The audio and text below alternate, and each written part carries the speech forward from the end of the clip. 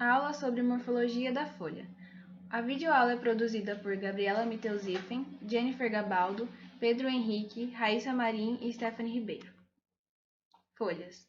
As folhas são órgãos vegetativos de grande importância para as plantas, uma vez que possuem diversas funções, como, por exemplo, realizações de fotossíntese, respiração e transpiração, condução e distribuição de seiva.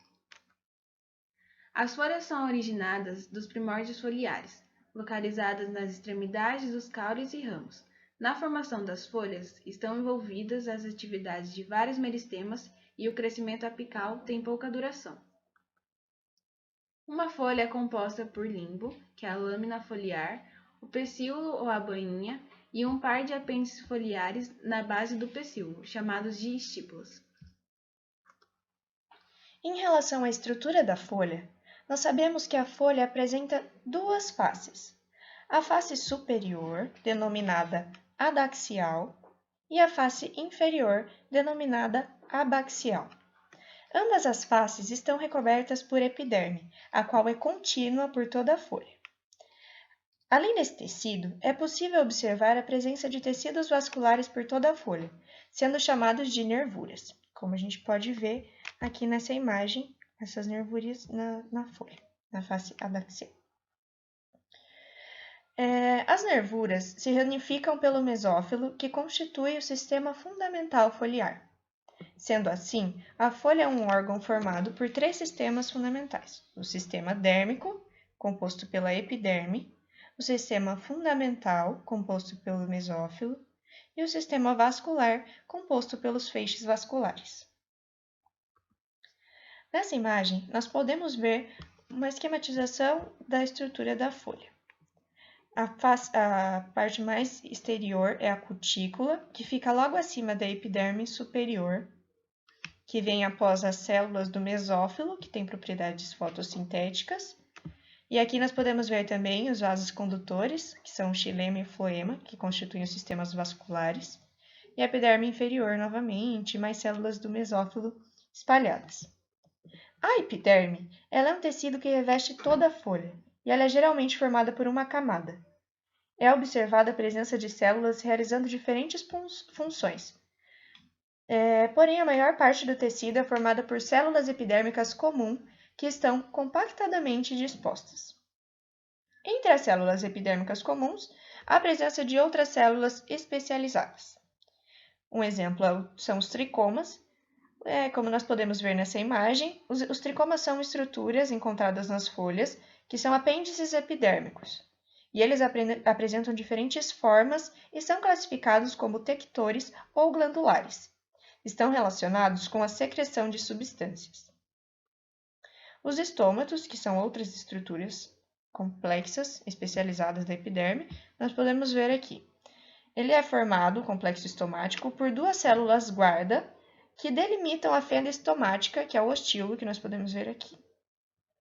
A função atribuída aos estômatos é a de realização de trocas gasosas.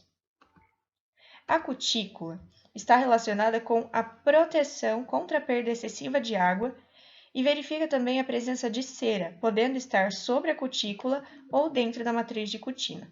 Como a gente pode ver nesse esquema, a cutícula ela é uma parte mais externa, que fica acima da epiderme, ou abaixo, porque pode ter cutícula também na face inferior, que é a abaxial.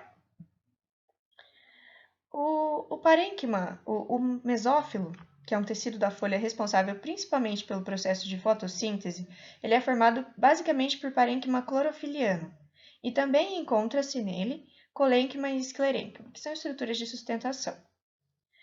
O parênquima clorofiliano caracteriza-se por conter uma grande quantidade de cloroplastos entre a epiderme das faces adaxial e abaxial, mas existem também outros tipos de parênquima. Além do parênquima clorofiliano, nós temos o parênquima palissádico, que apresenta células cilíndricas alongadas, dispostas lado a lado, separadas por pequenos espaços intercelulares, e temos o parênquima lacunoso, que possui espaço entre as células de formato variado.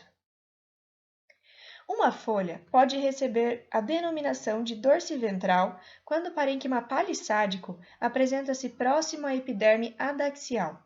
Já o lacunoso apresenta-se próximo à face abaxial, como nós podemos ver nessa imagem.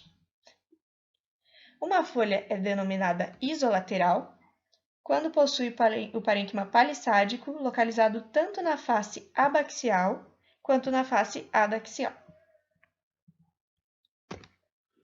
Agora a gente vai falar um pouquinho sobre a nervura, que são veias que estão espalhadas pela folha, e elas possuem a função de conduzir a água, os minerais e os açúcares entre a folha e o resto da planta. A seguir, vamos mostrar alguns exemplos. Nós temos a folha paralelinérvia, que elas são comuns em angiospermas monocotiledôneas, e as nervuras se apresentam mais ou menos paralelas entre si, como podemos ver na imagem. Temos também as folhas uninérvias, que, como podemos ver na foto, ela apresenta apenas uma nervura central, sem nervuras laterais. A folha dicotômica não apresenta uma nervura central, e as ramificações são todas de mesmo calibre, como a gente pode ver na foto, elas têm o mesmo tamanho. A folha reticulada, ela vai apresentar uma nervura principal, que ela vai ser contínua com o pecíolo, e as ramificações secundárias vão se abrindo, formando uma espécie de rede. Textura. A textura das folhas pode indicar o seu hábito, podendo indicar a quantidade de fibras, armazenamento de água ou outras características anatômicas, além de auxiliar na identificação de espécies.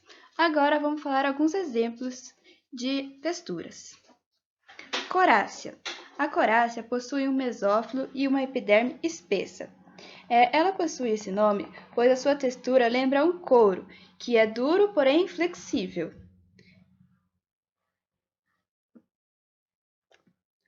Outra textura é a membranácea, que apresenta o mesófilo e a epiderme espessas. Ela tem um aspecto de membrana bem delicado e flexível. Outra textura é a carnosa ou suculenta, que são as folhas que apresentam uma reserva de água. E a textura rígida, que elas são bem duras e pouco flexíveis. Agora vamos falar um pouco sobre a coloração das folhas. As folhas normalmente são verde de ambos os lados. Quando não são, podem ser coloridas e ter sua coloração estendida até o pecíolo e a bainha. Dependendo da coloração, podem ser classificadas de diferentes maneiras, como mostrado a seguir. Coloração da folha do tipo bicolor. A face ventral apresenta cor diferente da face dorsal, como visto na imagem. Coloração da folha do tipo listada. Esta pode apresentar riscas de tonalidades diferentes, como se observa na imagem. Coloração da folha do tipo maculada. Este tipo pode apresentar manchas concêntricas nas folhas, como observado na imagem. E coloração da folha do tipo variegada. Apresenta manchas amarelas e brancas sobre um fundo verde, como observado. Os tecidos de reserva é composto pelo parênquima amilíferos, que são nos tecidos vegetais cujas células possuem plastos com amido ou outras substâncias como proteínas e outros açúcares. Tem função de reserva e encontra-se nas raízes e caules subterrâneos. O outro parênquima é o parênquima airíferos ou arênquimas. São constituídos por células com grandes espaços entre elas, formando cavidades preenchidas de ar, presentes em plantas aquáticas, tornando-as mais leves e facilitam a flutuação de trocas gasosas. Essa foi a aula de morfologia da folha. Obrigada pela atenção.